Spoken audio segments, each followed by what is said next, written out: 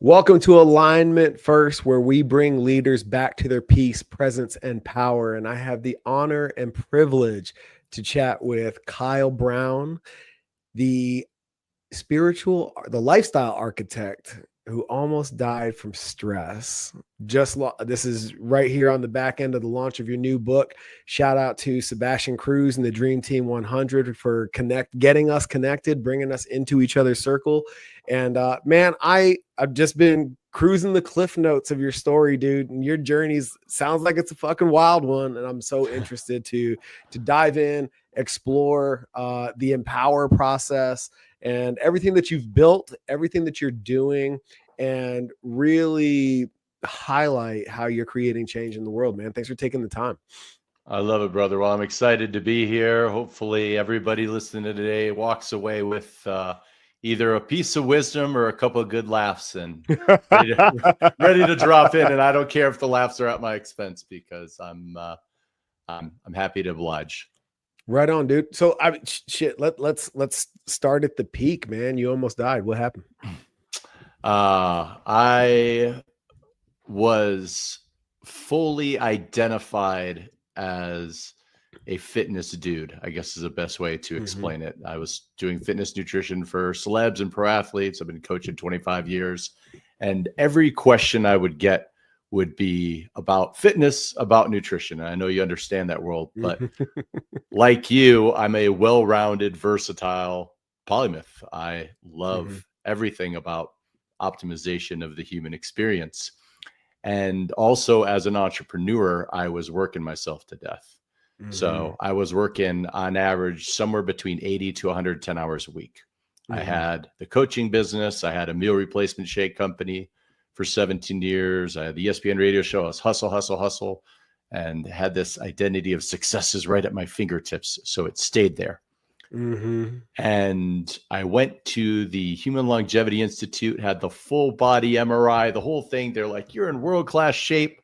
And about 2 months later, a year before COVID, on January 11th, 2019, I found myself finally stopping the idea of mind over matter and going in and getting a chest x-ray. And when I did, I was sitting there cracking some jokes, and the woman looked at me, the nurse, and she grabbed the phone and she goes, code sepsis, code sepsis. And I'm like, who's that for? And she goes, you. And I kind of froze and realized the mind over matter shit wasn't cutting it. And my organs were failing. My body was shutting down. Get out of here. And it was, extremely humbling. So I'm like only eating organic, perfect with my meals, never dropping, myself to a place of being above 5-6% year round for a decade. And I'm like, I'm the epitome of health. What is this? And at that moment, I realized this was a lot more than just having pneumonia. And I was the equivalent of the extreme COVID cases, but a year earlier, where I'm in the ICU fighting for my life. They give me every antibiotic that you could possibly take. Have, one of those breathing machines trying to keep me going. And I got a very clear message of being off path, that this was not what I was really meant to be doing, that I was meant to reactivate the piece of me that is harmonized, the divine feminine within me, that everything was just this push, hustle, masculine BS, and that I needed to be this, balanced version and embody the stuff that I've been teaching in some capacity for years. So yeah, it's a pretty big experience.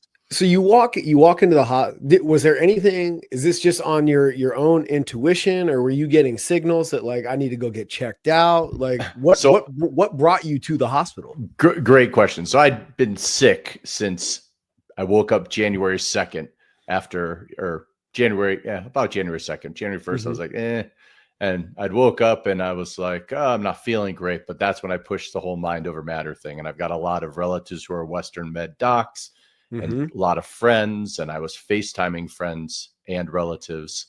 Like, I can't get past this cold. And I was living in San Diego at the time. I was still hiking in Torrey Pines in the morning with clients. I was still coaching people. And once I got to the 11th and I still wasn't getting better, I did a FaceTime with my uncle, and he was hearing my cough, and he's like, you should at least rule this out with a chest x-ray. And so that's when I went to a place to do it, and they started yelling at me and my wife and saying, get to the ER now. So we raced over there, and that's when they did the chest x-ray and realized, like, you're way worse than your mind is allowing you to be. Now, when you get a diagnosis like this, and now it's in your consciousness, did you experience like a rapid onset of symptoms beyond what the cough that you had? Oh, absolutely. It was like this psychosomatic reaction to like, oh, well, now that we know what it is, here it is. Completely. And I think it was also like, I'm a huge, proponent for mind over matter and the idea of we create our own reality. But I think at that same point there, without being grounded and rooted and walking that line between science and spirituality, we could be in a state of delusion. Sure. And I was in a state of delusion. I was probably sleeping 4 or 5 hours a night because I was working so hard. Yeah. And I've got this open will center. So I believe like I can just push nonstop, go, go. Yeah. And I think I was being delusional about how bad I really was. Jeez. And in that moment, that's when, they started pumping antibiotics in me, and they're like, these ones aren't working. And then they're on the phone with my buddy who's the ER doc in Vegas, initially going over brainstorming ideas. And I'm just kind of looking at them like, what the heck? Like, I thought maybe I'd have to take some sort of antibiotic and I'd walk in, walk out. But that's, at that moment, I think there was an instantaneous surrender. Sure. And when the surrender happened, I just went back. I was done. So being a coach for as long as you'd been up to this point, and I sympathize and empathize with all of that, in that, what brought you into coaching? Because I feel like there's a through line in my lived experience. And I'm curious if yours is similar, in that you get into it for the love, to change the lives, to have the impact. And then there's all the expectations, blind spots, and things you didn't know about growing a company, building a business, that come alongside that practice, that create the 80, 120 hour work weeks that put you in this compromised immune state if you're not careful. Yeah. And I remember working so hard when I had the gym at one point, I got fucking sick to the point where, and this is a much shorter window with a lot, the stakes were a lot lower than what you experienced. And still, it was enough of a wake up call that's like, man, if I keep going down this path, I'm not going to be able to support my family. And I'm not talking about financially. It's like, dad's not here. That's right. You know what I mean? And my dad died early. I lost him when I was 23. Okay. Yeah. So like, that was a massive wake up call. But alongside that, and with the question I'm getting to, like, in that moment, like, I know I felt like a fucking fraud. Right. These are all the things that are happening to me that I coach out of my clients. And here I am in that boat that I've made a career to keep them out of. Did you have to reconcile that for yourself? It took me 24 hours. There was a moment when they finally got me stabilized enough to move me into critical care unit. And it was the next day, it was January 12th. And I'm sitting, and I had a client that I was coaching. At this point, I was probably maybe 15% fitness and the rest of it closer to the stuff I'm doing now. Yeah. But I had a fitness client that I would coach through his ear. So he wouldn't see me because he'd walk around his gym and I'd tell him what to do. And I'd monitor everything based on, what I'm hearing. I put him through a workout, not letting him know I'm in the ICU. Oh my God. And I just pretended like everything's fine. He's like, you sound like shit. And I'm like, yeah, I just got a little bit of a cough. I'm in the ICU. I was so afraid I was going to lose my business. Mm-hmm. But I had to lose my business. Everything had to shift. I had to let that version of me die so I could step into this version of me. Mm-hmm. And yeah, that moment of reckoning, I remember looking back at that, and I remember telling him probably 3 months later, it's like, when we did that session, I was Yeah. in the ICU. He's like, what? So yeah, it was just all, decision making based out of fear. Where did you kind of come to the awareness that you're trying to uphold an image that no longer serves you? How long had you been wearing that mask? I think the catalyst that changed it was the moment I became a parent. Mm-hmm. I think once you become a parent, you start that transition from the teenager mindset within your own spiritual evolution of, I know everything and I've got this all figured out, to Mm-hmm. when my daughter showed up, I called my parents and I said, I searched everywhere. I saw the umbilical cord, but there's no manual. I just really realized today that you guys winged this whole thing. And I'm so sorry. I was so difficult. And then you had 4 of us, and that's Yeah. completely my fault.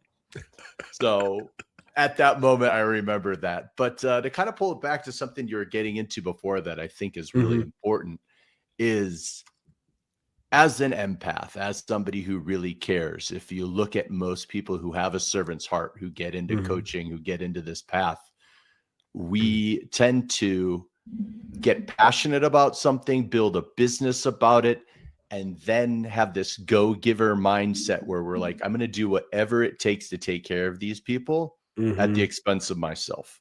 Yeah. Similar to what many moms tend to do when they're raising their own kids. And I think for me, what ended up happening career-wise, what ended up putting me down this path was there was a huge passion for health and fitness. And I was a competitive bodybuilder at the time, back in 2000, made it a school sport at Indiana as a great way to take a bunch of shy bodybuilders and have a reason to talk to girls in the gym is, hey, you want to join the bodybuilding club? Anybody who's into health and fitness. And That's built awesome, that dude. up, and I was working corporate America, and I lasted about a year before I nuked the bridges. And I was in an interview over at a high level investment banking firm that my brother happened to live at, creme de la creme, and thinking, okay, like, I see where he's at. I see the opportunity. It's great. I'd memorized and studied all this stuff. And I'm in like my 18th interview of the day. And I'm sitting there, and now I got a partner, and she's a powerhouse. And I was mentally in my head ready. She's asking me questions. I'm regurgitating a bunch of stuff. And then she goes, oh, hey, your brother tells me that you're a bodybuilder. And I got this problem where I can't figure out, working these crazy hours, how to take care of my dog and get out here. And I'm not getting in shape, and I'm neglecting myself. And I got lit up. And I grabbed a pen and paper. I start designing a plan for her, telling her what to do. And she cuts me off and says, you're in the wrong interview. Yeah. And so I didn't get a job there. And I just literally called my aunt and moved out to San Diego soon thereafter. And, I know you're a bit of an OG as well. There was no industry in 2001. It was a transient thing that you do while you're figuring out your life. But oh, totally, man.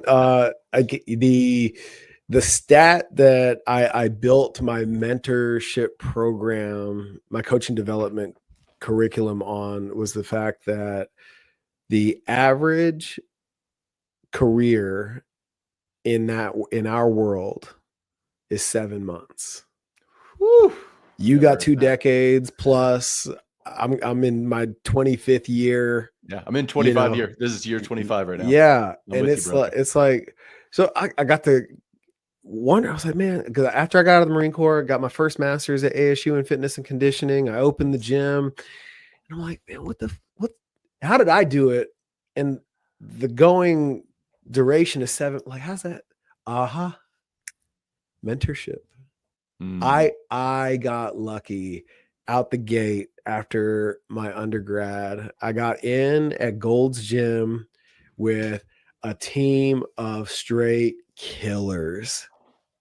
And on the technical side, my strength and conditioning coach at Air Force, Alan Hedrick, was just absolutely amazing. You know, he had an open door policy, but it came with a barrier to entry. If I had a question, because dude, when I got to college and I saw what talent looked like, you know, I was like, ooh, I don't have that.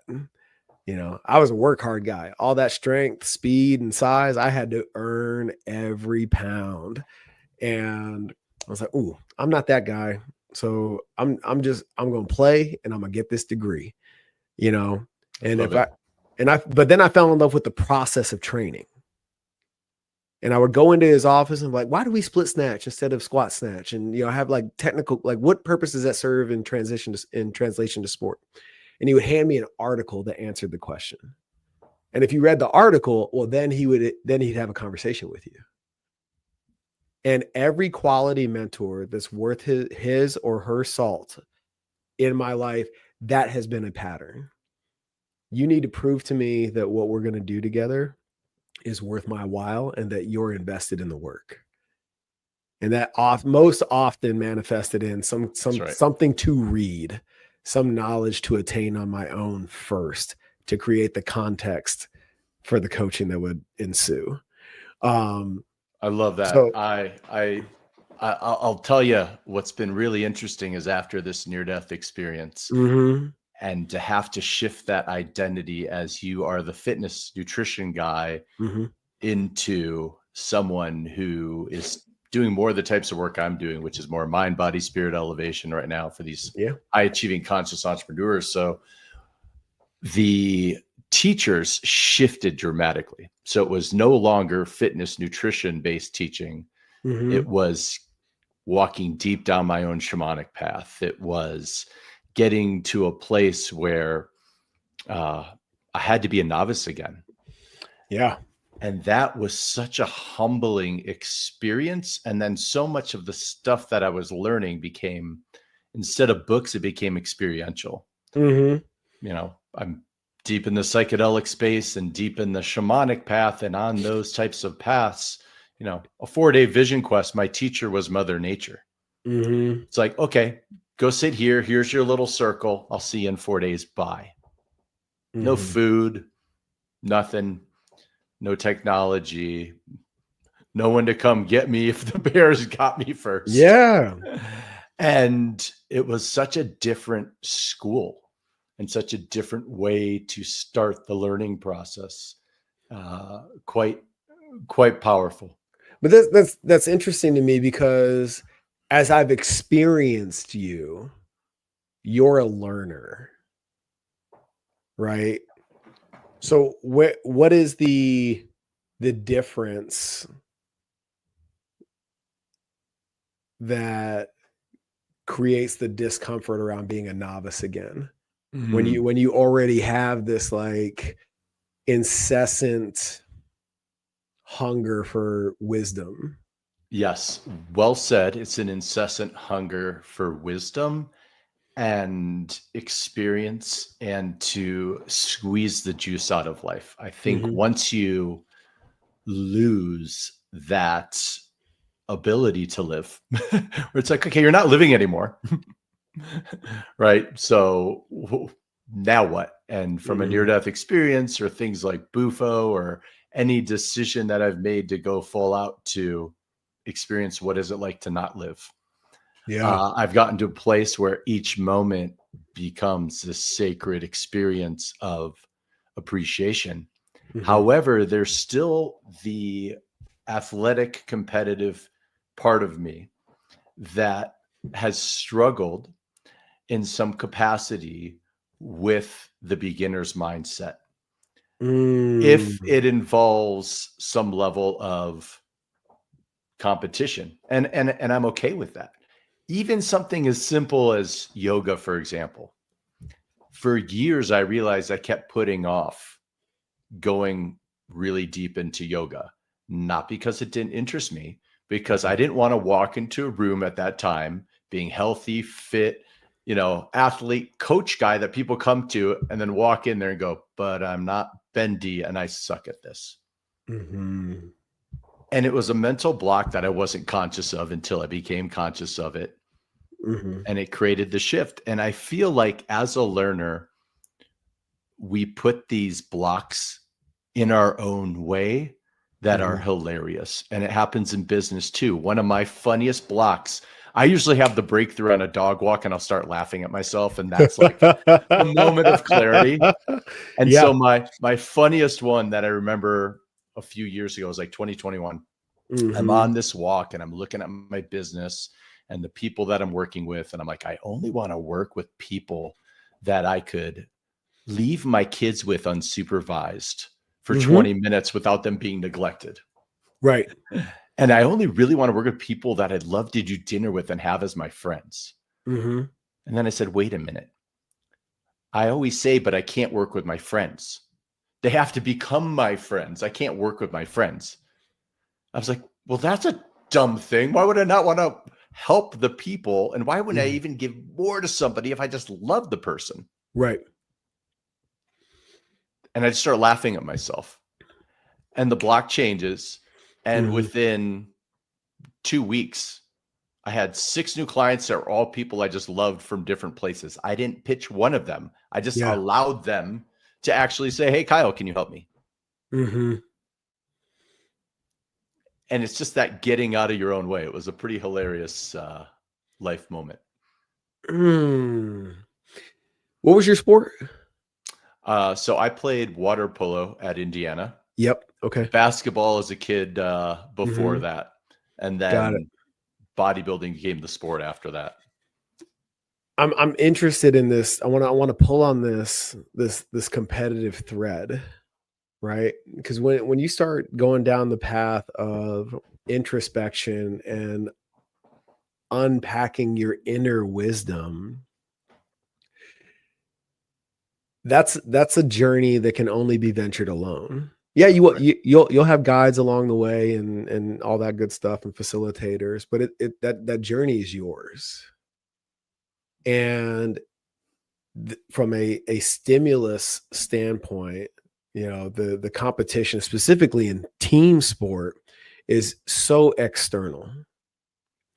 And now you've chosen this path that all the friction that you're experiencing is of your own making, whether it's conscious or subconscious.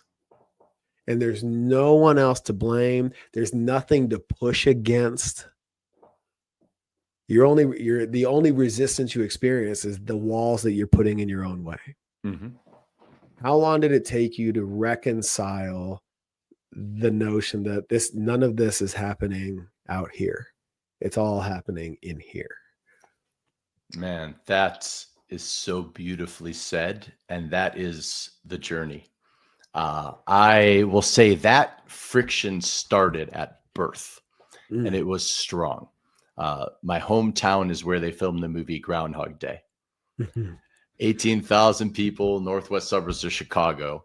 And if you look at Bill Murray, the main character in that movie, he was a prick. Why? Because he was angry. He was all running through ego. He felt better than everybody and he felt misunderstood. He's like, is everybody asleep here? There's my childhood in a nutshell. Straight up. And there was massive friction in all of those pieces of the journey. And I had an aunt who was a Hawaiian shaman, another one who was a channel and a medium. On my dad's side, I got all that divine masculine energy coming from, he was an eye doctor who lifted weights and listened to Tony Robbins on tape and sold blue blockers. So I had this unique perspective and balance, and I was very harmonized in the sense of understanding all the sides, but there was this angst. And so there was a pushing of this angst and this need to prove. But what ended up happening for me was there was a moment where all of that energy was catalyzed into the I will show them and prove them as I build this fitness empire. Mm-hmm. And I built it, and I got 1 million congratulations. Oh my God, you've got a radio show on ESPN and a meal replacement shake in Whole Foods, and you're training all these celebrities and rock stars and all this great external stuff. Mm-hmm. And behind closed doors, there was no fulfillment. It was all here. And the words I would use in meetings with friends and people was purgatory. And I realized that heaven and hell are states of mind. Mm-hmm. And I went back to that childhood version of me that was obsessed with consciousness, with play, with philosophy, with daydreaming, with creativity. Mm-hmm. And man, with that version, you are only competing against yourself. And so, long-winded answer of where did that take me? Yeah. Is it took me to this moment on day one of the Vision Quest, when I was sitting there and I had all these friends, big group. Sebastian's actually part of, and Yannick, who's in his group, Mavericks. Mm-hmm. They were having Yannick's 50th birthday party, Cosmic Palooza. And I was on Vision Quest at that moment. And I got to experience something I hadn't given myself enough time to experience since I was a little kid. Loneliness, the depths of loneliness, and the depths of like the polarity of I'm here by myself, mm-hmm. but I am them and they are us. I am these trees. I am this dirt. I am everyone and everything around me, mm-hmm. as a fractal expression. And because I didn't have the technology to distract me, conversations to distract me, anything but my thought, or even like if you're out hiking in nature, you've got nature to distract you, can walk and move. When it's just you in a circle, mm-hmm. you've got you, your mind, and nature that is in your presence. And at that moment, that was the moment where I just sat there and said, like, okay, this is a one-man show. Nobody cares. They've all got their own shit going on right now. Everybody's doing the best they can with what they've got. Mm-hmm. They're way too busy to be thinking about you. And that's actually insanely liberating. And it doesn't mean they don't love you. Right. But they are all versions and expressions of you. Mm-hmm. And for me, that was it. That was the juice where I sat back and said, okay, this is a individual sport competing against myself. And it isn't about competition because there's only one thing here, which is me. Mm-hmm. That tree right there is me. And it wasn't just a theory. It was an experience that mm-hmm. is very hard to put to words that won't get you locked up. in the loony bin, because once you realize that it is similar to Groundhog Day, it's a lot harder to have conversations. Yeah. How do you've cracked the code on, how do I do this without diving into a story? I only want to work with people that I would be friends with. So they might as well be my friends. I love that. And when you're outside those circles, because unfortunately it just doesn't work that way all the time. How do you move about the world? How do you stay on center with all those things trying to pull at you? I think it's a combination of do no harm, take no shit. And you just gave me the title to this episode. Okay. Beautiful. There we go. That's awesome. Tell me more though. Dive in on that. So the do no harm piece is, I'm a big fan of the Buddhist concept of angers, drinking poison, expecting the other person to die. Mm-hmm. So, and also in the power of humor. The more I've gone down studying the greats on the path of enlightenment, the more I realize that it's not a serious, deep thing. It's a cosmic joke. It's really funny. And you understand this whole thing is just a game. It's just, we're here for play. And we shouldn't take seriously what the gods made for fun. And as I sit there in those moments, I'll always find a way to come back to humor. One of my mentors talked about the idea of being more interested than interesting. Yes.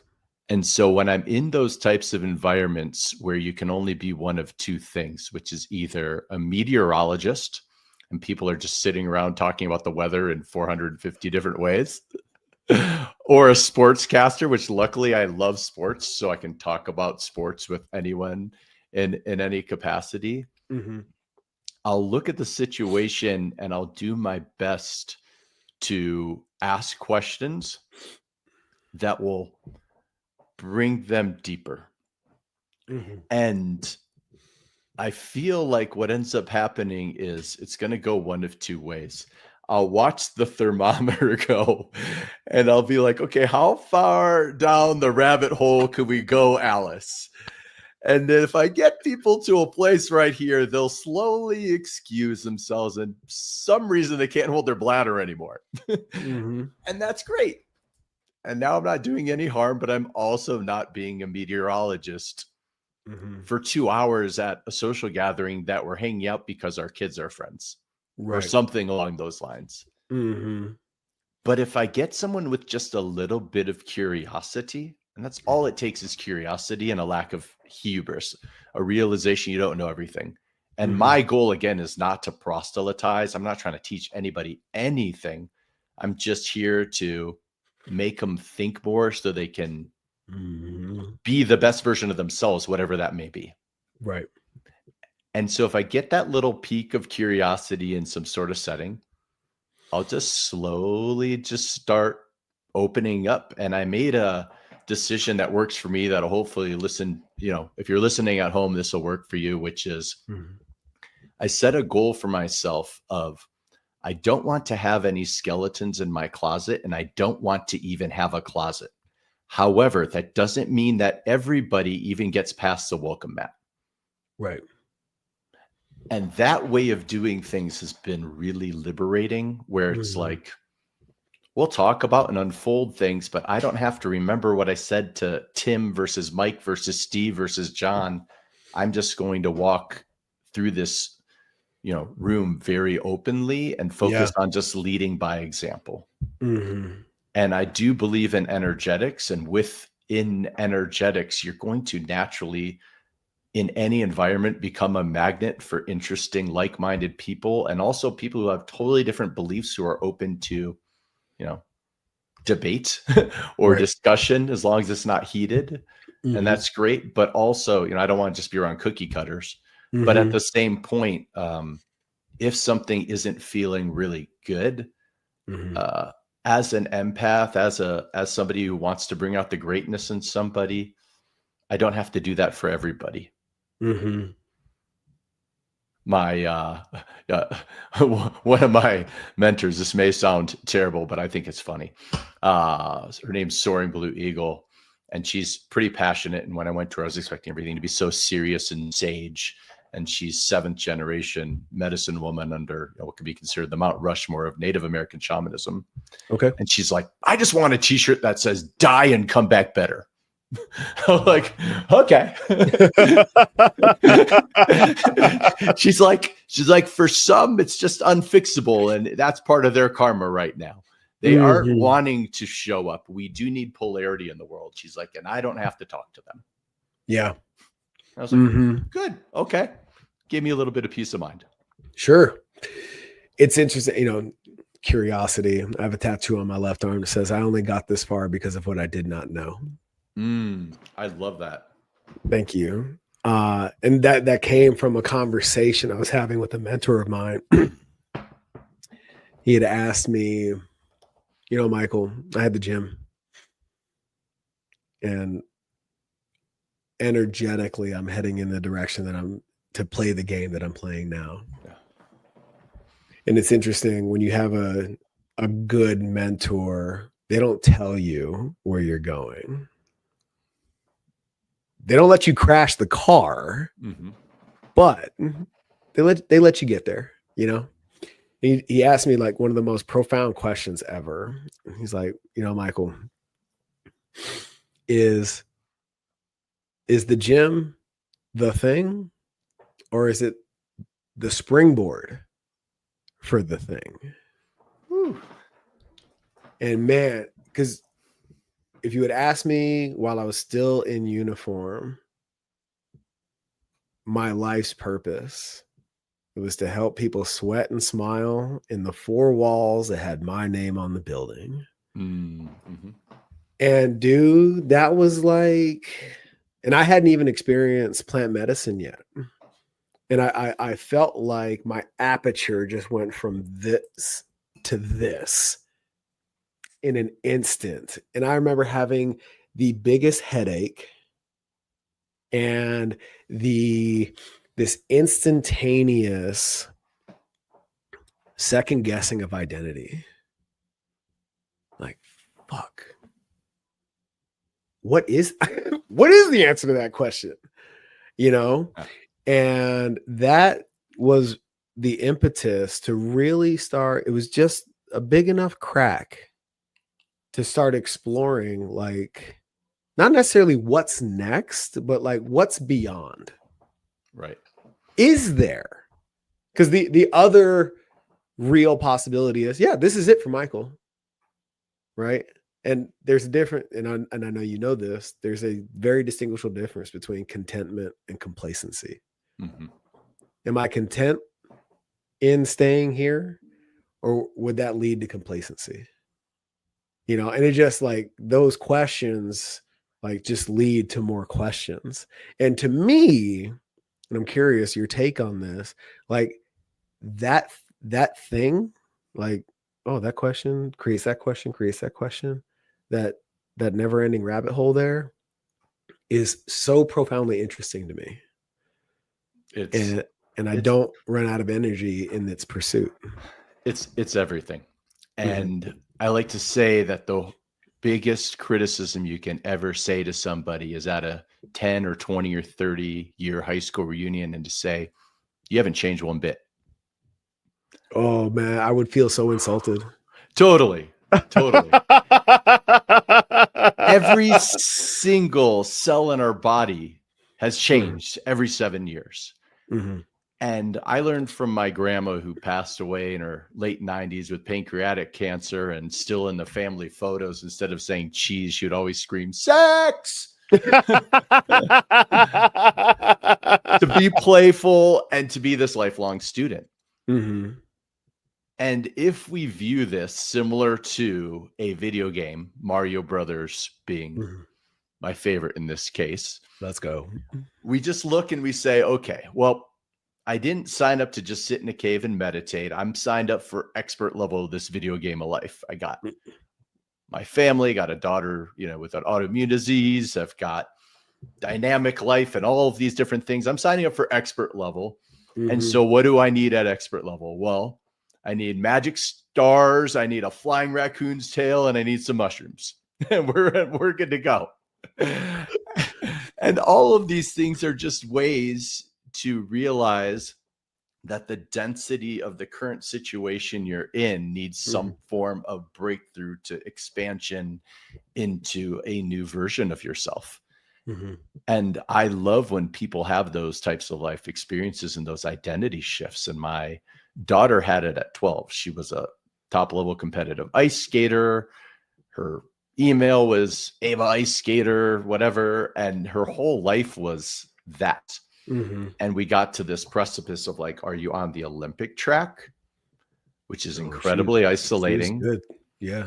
Or are you on the track of, I'm going to look at shifting my identity, maybe do a team sport, maybe, you know, find new ways to connect and other ways to identify myself. And it was a big shift at 12, and she's 14 now. Mm-hmm. And she made that shift, and she isn't hardly skating at all. But I thought it was a beautiful experience to have at 12 of that shift and change in identity and not being stuck with her labels. Right. And I think most people first question you ask after what's your name is, what do you do? Where do you live? And where can I label and pigeonhole you? Which, yes, in this experience, it's good to have a little bit of a sense, but I'm much more interested in how am I feeling when I'm around this person? Yeah. Would I want to be around him in person or more? Or do I want to head for the hills? And I think that's a great way of looking at yourself. Is like, just like an athlete, cross training is really valuable. Like, am I being a little bit more dynamic? Am I pushing myself out of my comfort zone, not to prove something to somebody, but so I can squeeze as much out of this experience and maybe speed up the reincarnation process a little bit and be able to skip over a couple levels for the next time I'm here. Yeah. So here's a question for you. And I feel like of anybody I've had a conversation with, you'd be able to answer it. If your physical being resets in totality over the course of a 7-year period, what does that transformation, that evolution look like in your spirit, in a spiritual capacity? Oof. I think within the spirit, it's not an evolution, it's a remembering. It's the full highest expression, which is your higher self. And as I was writing my book, Total Self-Trust, I was realizing, we have acronyms for your ego. Wayne Dyer's Earth Guide Only is the best one I've personally heard. But I was like, there's not an acronym for yourself. So what came through to me was sacred, empowered, luminous force. This understanding that we are this sacred light being. So I think within the spirit, the evolution is an awareness that every piece of us within this egoic experience, every part of us that is having, things that we would consider regretful or mistakes or failures or challenges or obstacles, were perfect. And it was what made the movie exciting. And that the spirit is not the piece of you that is evolving.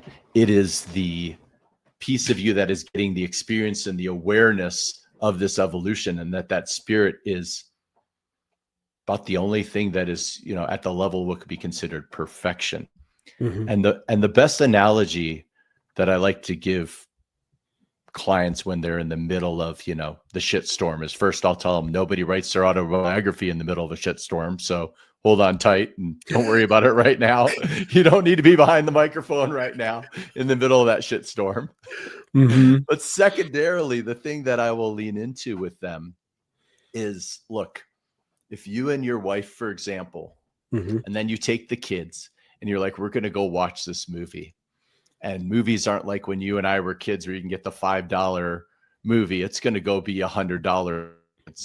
The movie's going to go be $100 experience by the time we get the popcorn and and whatnot, or bring in your own food. And because I'm not going to eat that nasty crap at the movie theater, but you're having a pretty pricey night and you're sitting there. And imagine the movie was this. You got this couple in the honeymoon state and they're holding hands and they're looking out at the ocean in Maui and they look at each other. They clink their Mai Tais and say, I love you. I love you. Life is great. Ding, credits the end. You'd be throwing stuff at the screen going, I want my money back. Right. And so for the spirit's evolution, it is through contrast and experience. And so if we can look at it as we are actors in a play right now, it's a remembrance that you don't need to play the exact same part just because somebody else told you to, or because that is who you were playing before.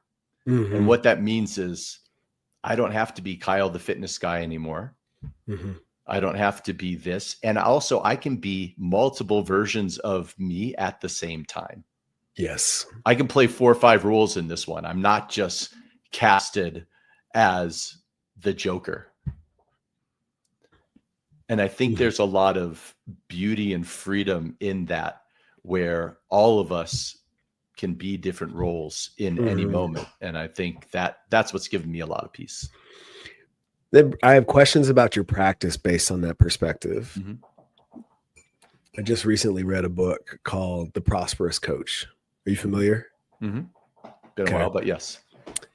In it, he pretty much makes this declaration that if you've chosen this as your life path, coaching, and I think for the further context, any profession for that matter, but if you've chosen that as your life path,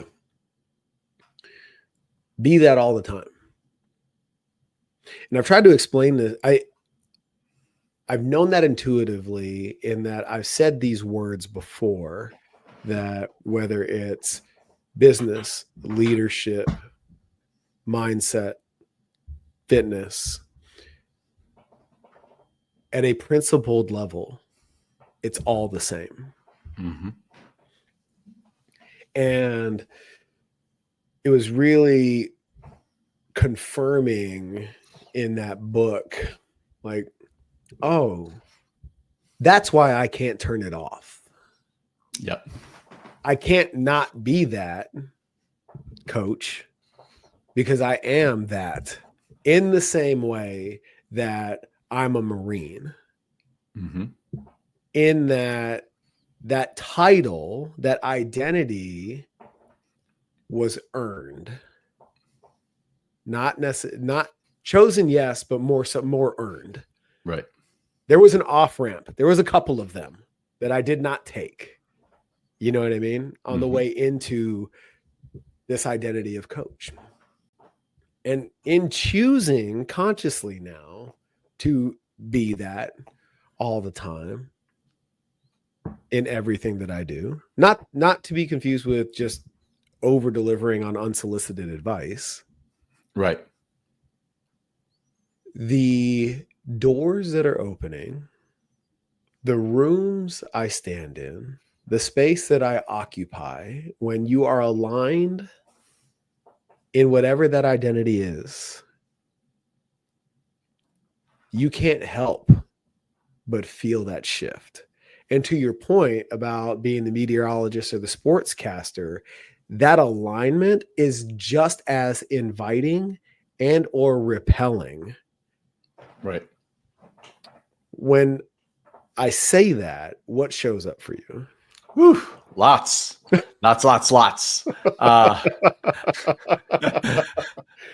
I'll start here. When you choose a path of entrepreneurship, and there's a vision of, I don't want to know if I'm working or playing, which is a big one for me, then I need to lead by example. And I don't have a clock, right? In the quantum, there's no time. So there is no clock.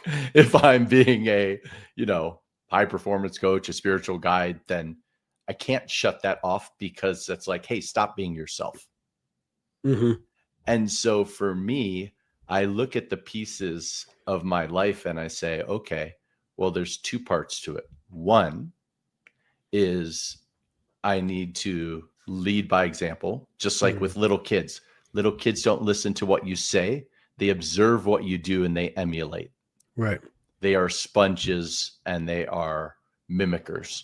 And all adults are just little kids pretending to be adults, right? Nothing magical happens at 18 where you get this download of ding.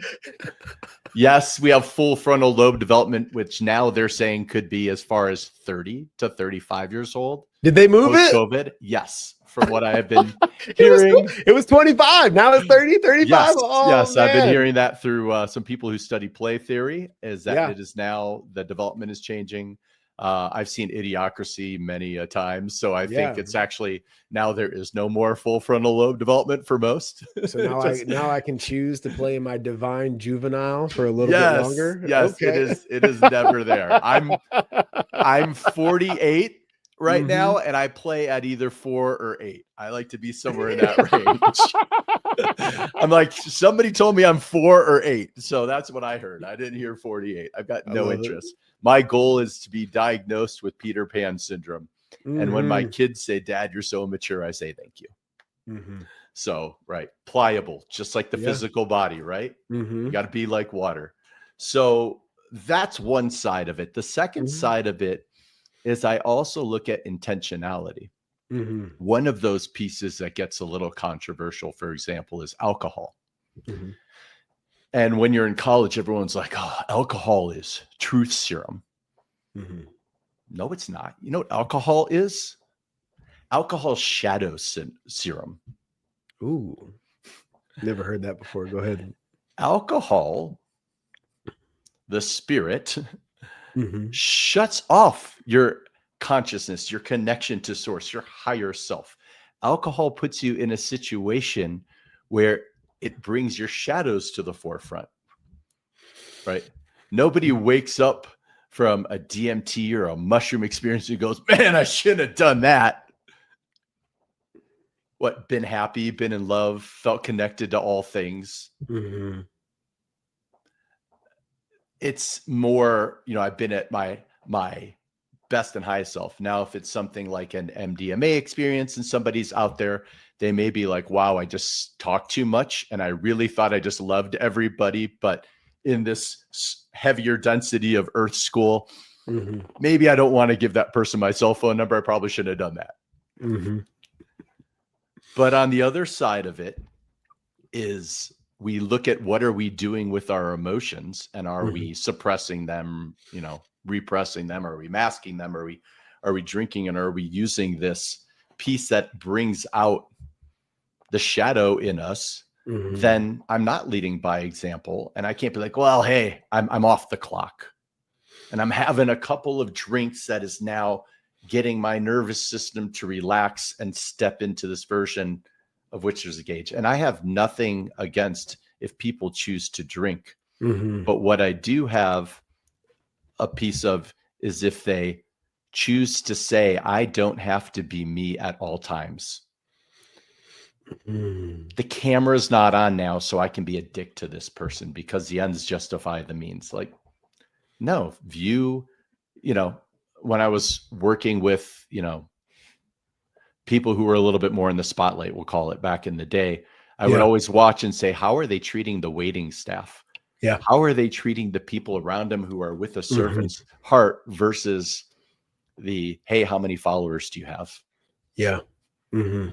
So you can't turn that off. You should just focus on what is the best and highest version of myself, and can I maintain that at all times?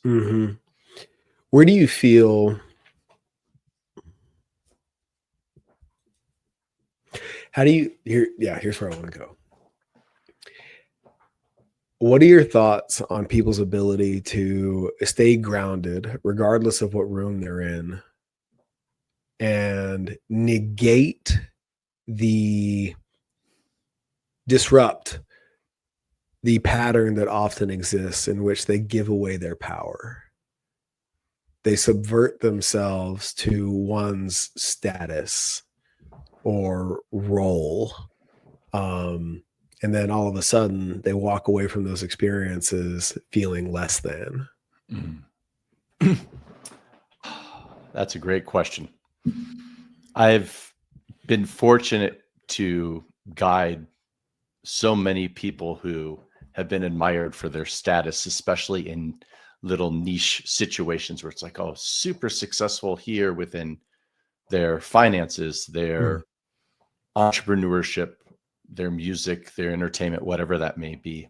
And I think it's the remembering that when we walk into a situation, there are two different types of confidence, and people only talk about one. And they call it all and they lump it and say you're being confident or not confident.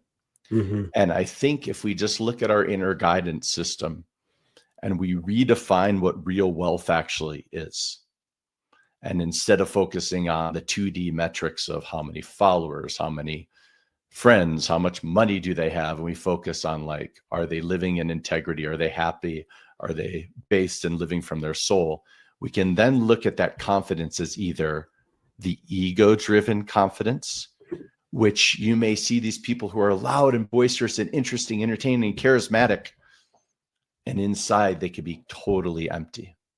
And who cares what their budget is or anything is that they can't take with them beyond this physical experience?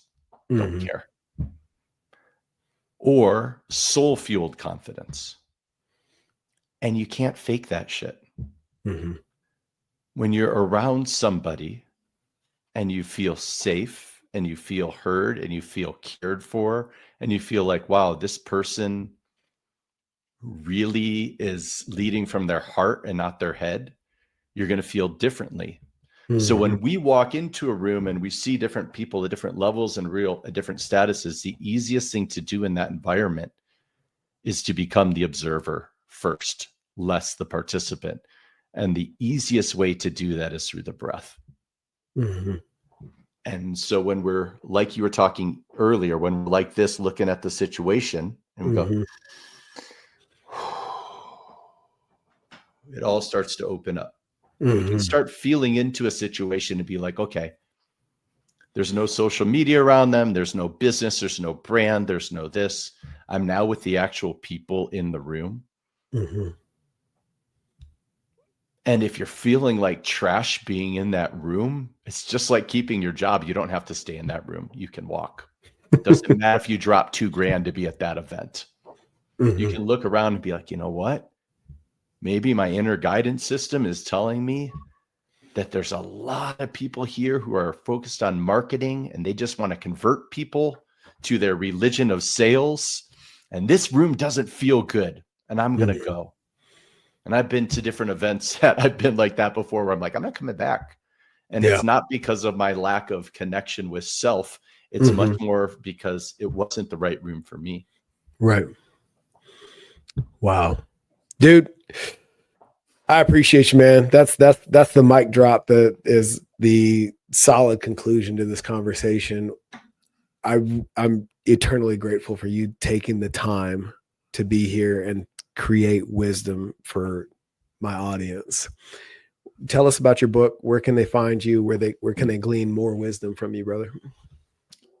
First off, what an awesome way to really drop in and get to know you, the real you. And I'm chills full body and confirmation that I'm in the right place at the right time in a good room right now, albeit virtual. So excited for when it's in person. I received that fully. Thank you.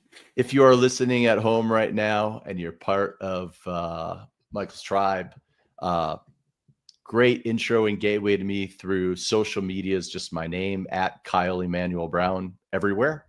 And then the book that just came out here on 11/11, I can show you the cover with the not for sale sign on it. It says Total Self-Trust.